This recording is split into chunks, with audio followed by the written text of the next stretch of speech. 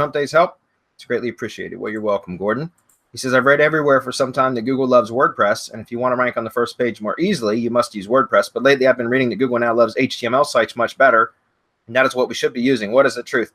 Honestly, you can rank either one. It doesn't matter. I think it's funny how things come full circle. It used to be HTML, then it became WordPress, and the reason why WordPress has ranked so well is because it's been industry standard for so long. The problem with WordPress, though, is especially now with mobile first indexing, right, is the fact that WordPress sites are typically a hell of a lot slower. And there's a number of factors that affect that, right?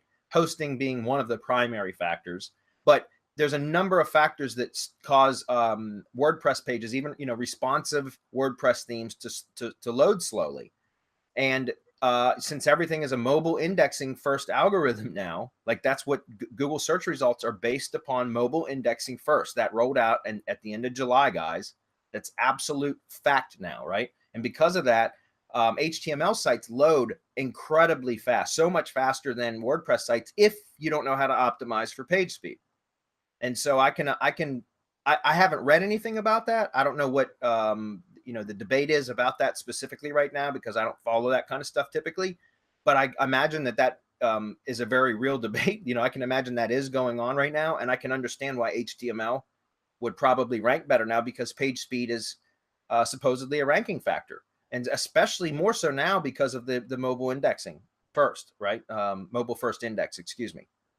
And so, again, HTML sites load incredibly quick. I love HTML sites. I use them a lot for like ad ID pages and for a lot of one-off stuff. I just create an HTML page because I can edit it in Notepad++ and then just upload it to a server, and it loads quickly, and I can, it's simple to maintain, and I don't have to worry about WordPress updates and security issues and all the other shit that goes on with WordPress. So, anybody want to comment on that? Yeah, we have an AMP plugin in it's in Facebook, and I'm gonna go to the top and just it's called, our Facebook group is called AMP Creators Mastermind, and you can get the plugin from there, the most up to date plugin. There's also a video that details how to use it and how you can do just some really neat tricks with Google. Google will actually give you ideas and advice on what you need to do with your AMP pages to manipulate Google. How good is that? So AMP Creators Mastermind, the plugin is in there. It's free. We're not charging for it. Just ask to join the group and you'll get access to the plugin. Yeah, and just to kind of finish up on this question, Gordon, you asked, like, so what should we be using? Honestly, what's going to be easier for you, right? I mean, here's the thing.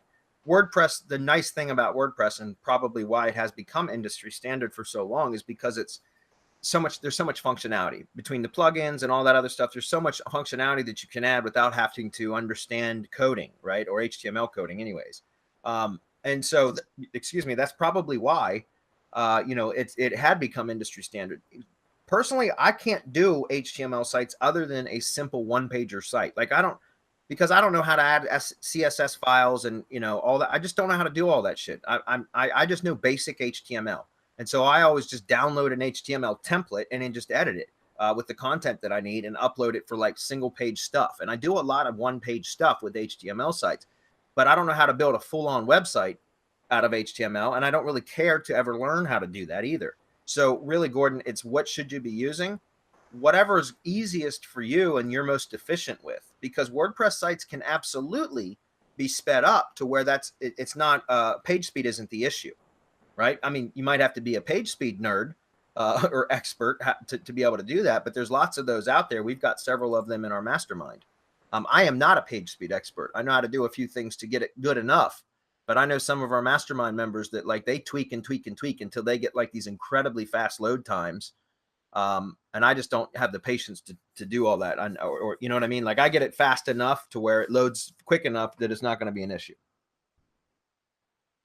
Okay. That's a great question though, by the way. See, guys, you get rewarded for educating us, right?